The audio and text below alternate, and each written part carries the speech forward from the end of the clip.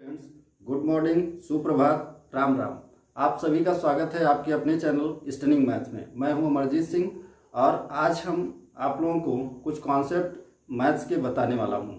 जैसे कि पहला जो कॉन्सेप्ट है डिविजिबिलिटी रूल। डिविजिबिलिटी रूल ये इतना इम्पॉर्टेंट है कि किसी भी कंपटीशन में जब हम बैठते हैं, कोई भी एग्ज़ाम हो, क्लास 5th से लेकर के और इससे ऊपर जितने भी क्लासेज हैं या कंपटीशन है, उसमें डिविजिबिलिटी रूल पूछी जाती है। उस पर रिलेटेड क्वेश्चंस आते हैं जो कि बहुत ही सिंपल होते हैं यदि आपने सीख रखा है तो आज हम लोग डिविजिबिलिटी रूल के बारे में सीखेंगे। क्या है डिविजिबिलिटी रूल या विभाज्यता का नियम क्या है, इसके बारे में हम लोग जानेंगे।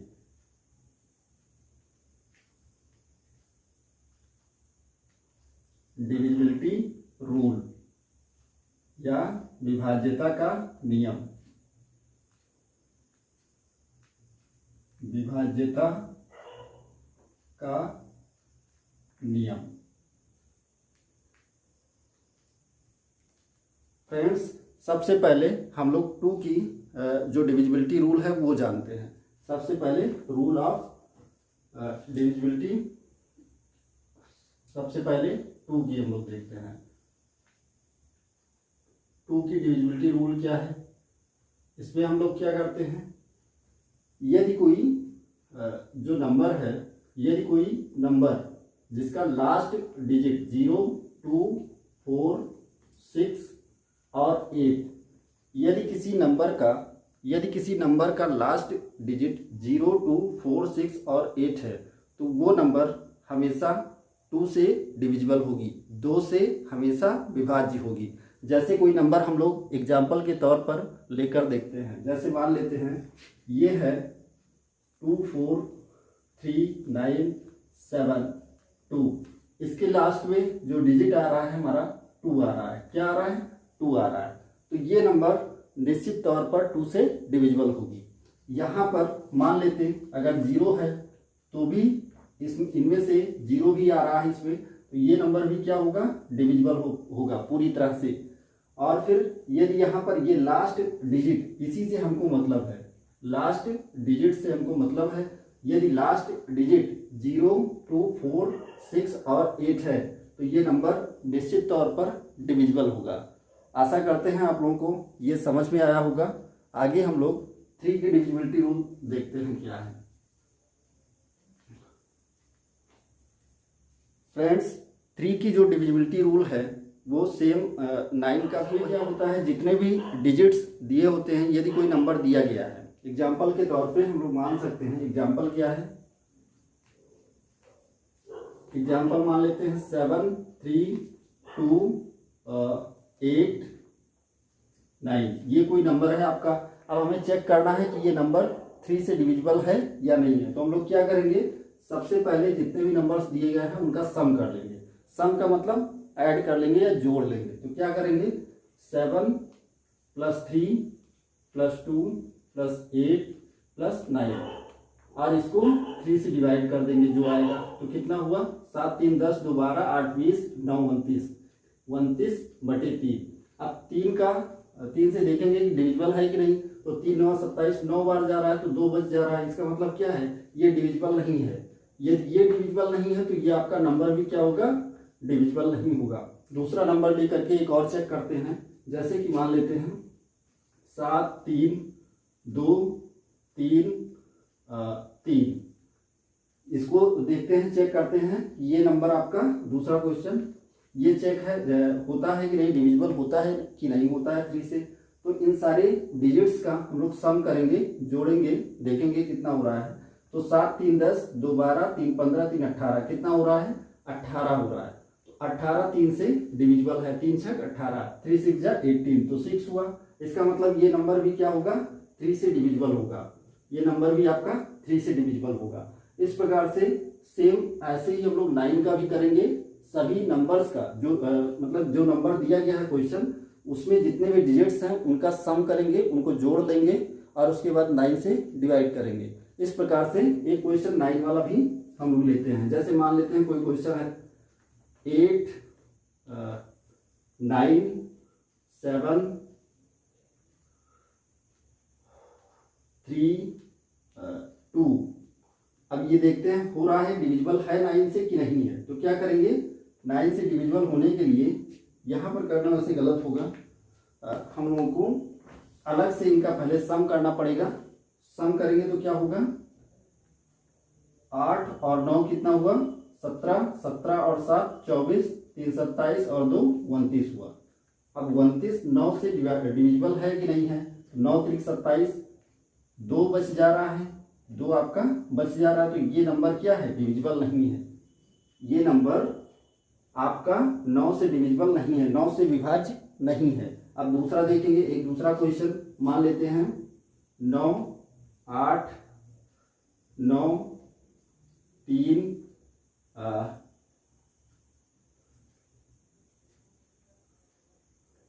9 9 18, 3 21, 21 और 8 कितना हुआ 29 हुआ, 29 और 7 ले लेते हैं, ये आपका नंबर है 98,937।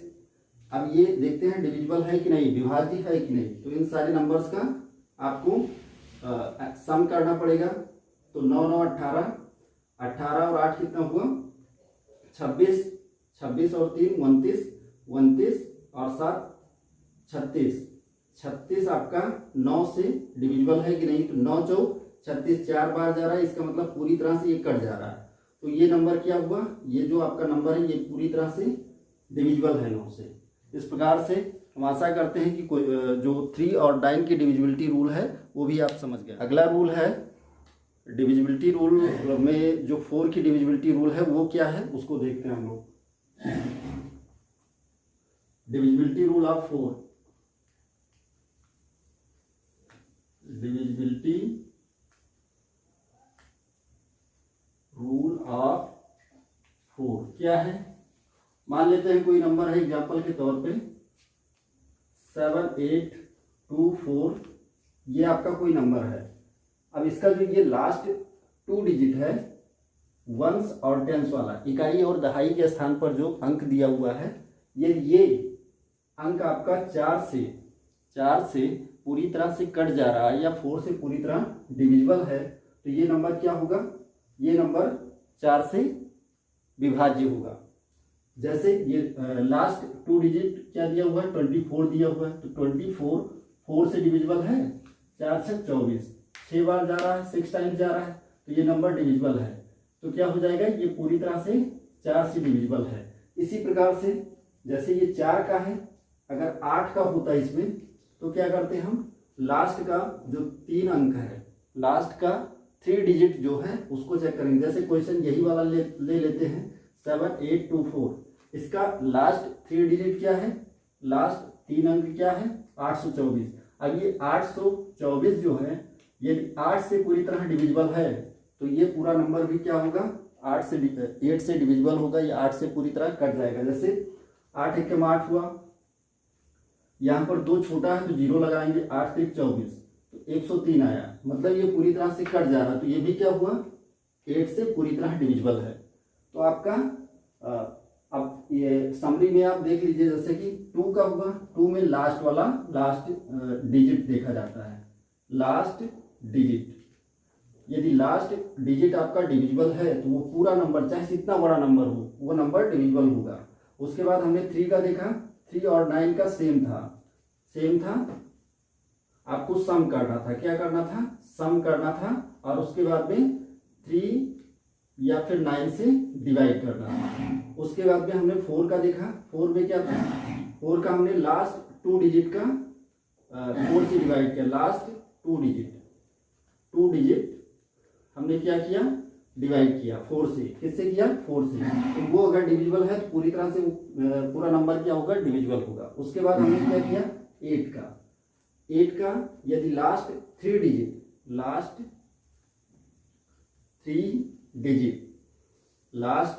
डिजिट मतलब जो अंतिम 3 अंक है वो अगर डिविजिबल है, कट जा रहा है, तो क्या होगा, वो नंबर भी 8 से डिविजिबल होगा। उसके बाद अगला हम लोग देखते हैं, इसी प्रकार से आगे 8 के बाद में भी 16 32 ऐसे करके जितना भी बड़ा हो हम लोग देख सकते हैं, उसको कर सकते हैं। अब अगला जो हम लोग देख रहे हैं divisibility rule of 10, 5 and 10, divisibility rule of 5। पहले 5 का देख लेते हैं क्या है। 5 का यदि कोई नंबर है, एग्जाम्पल के तौर पर हम लोग मान लेते हैं 7 8 5 9 3 5, ये है। यदि कोई नंबर जिसका लास्ट डिजिट 0 या 5 होगा, यदि कोई नंबर जिसका लास्ट डिजिट 0 या 5 होगा तो वो नंबर भी पूरी तरह से क्या होगा, डिविजिबल होगा। जैसे इसका लास्ट डिजिट क्या है, इसकी पहचान यही है कि अगर लास्ट डिजिट क्या है, 0 या 5, इन दोनों में से यदि कोई है तो वो नंबर 5 से डिविजिबल होगा। किससे? 5 से डिविजिबल होगा, 5 से डिविजिबल होगा। उसके बाद अगला एग्जांपल हम लोग देखते हैं। 10 की डिविजिबिलिटी रूल क्या है? Divisibility rule of 10, divisibility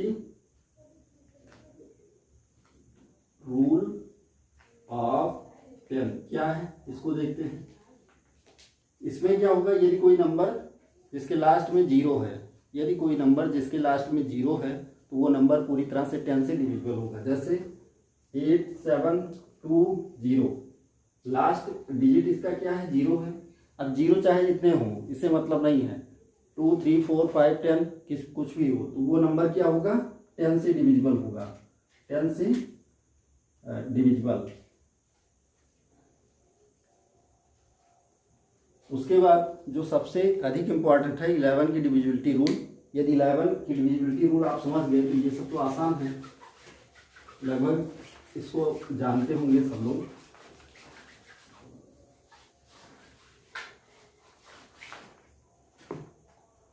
divisibility rule of 11, इसमें क्या होता है, यदि कोई नंबर दिया हुआ, एग्जाम्पल के तौर पर हम लोग ले लेते हैं क्या, 1 8 7 3 9 5 8, ये आपका कोई नंबर है, ये आपका कोई नंबर है। और ये पूछा क्वेश्चन आपको दिया गया है कि मतलब ये चेक करके बताइए कि 11 से डिविजिबल है कि नहीं। तो हम लोग क्या करेंगे, 11 से डिविजिबल होने के लिए इसको अल्टरनेट मैनर में, एकांतर क्रम में जो नंबर्स हैं उनको पहले ऐड करेंगे, जोड़ेंगे। तो क्या होगा, 8 3 3 5, इन सबको पहले इधर को कर लेंगे। तो 1 और 7 कितना हुआ, 8 हुआ। 8 और 9 कितना हुआ, 17 हुआ। 17 और 8 कितना हुआ, 25 हुआ। 25 में से ऊपर का ये एकांतर क्रम में हम देखेंगे तो 8 और 3 11, 11 और 5 कितना हुआ, 16। 25 में से जब 16 जाएगा तो कितना बचेगा, 15 में से 6 गए 9 हुआ, 1 में से 0, तो ये 9 आया। यदि अब यहीं से ध्यान से सुनिएगा आप लोग, जैसे यहाँ पर 9 आया हुआ है, यदि ये 0 या फिर 11 या 11 का गुणज, 11 या 11 का मल्टीपल आता है यहाँ पर 0 11 या 11 का गुणज, 11 का गुणज मल्टीपल ऑफ 11, यदि 11 या 11 का गुणज आता है यहाँ पर, तो वो नंबर पूरी तरह से क्या होगा, 11 से डिविजिबल होगा, 11 से कट जाएगा। लेकिन यदि यहाँ पर 0 या फिर 11 या 11 का गुणज नहीं आता है तो ये नंबर डिविजिबल नहीं होगा, कटेगा नहीं। तो क्या होगा, ये नंबर आपका, ये जो नंबर है ये डिविजिबल नहीं है 11 से। उसके बाद में एक मोस्ट इम्पॉर्टेंट थिंग्स जो है मैथमेटिक्स में, मैथ्स में हम लोगों को सबसे पहले स्क्वायर और क्यूब ये चीज़ लर्न होना चाहिए। पिछले क्लास में भी मैंने आप लोगों को सजेस्ट किया था, एक बार और सजेस्ट कर देते हैं। फर्स्ट पॉइंट क्या है, फर्स्ट पॉइंट है मैथ में 2 to 30 learn square, learn square 2 से लेकर के 30 तक स्क्वायर आपको लर्न होना चाहिए। स्क्वायर या फिर इसको आप वर्ग कह सकते हैं, वर्ग याद। उसके बाद दूसरा जो है 2 to 20 learn cube, learn cube 2 से लेकर के 20 तक, 2 से 20 तक क्यूब भी आपको लर्न होना चाहिए, यानी कि घन याद कीजिए। इतना काम आप लोग यदि कर लेते हैं तो आप लोगों के लिए थोड़ा सा करते हैं कि आज जो चीज़ें आप लोगों को बताई गई हैं आप लोगों के समझ में आई होंगी। कैसा रिस्पांस होता है ये तो कल ही पता चलेगा। फिलहाल आज के लिए बस इतना ही, जैसा होगा कल फिर बताया जाएगा। Thank you.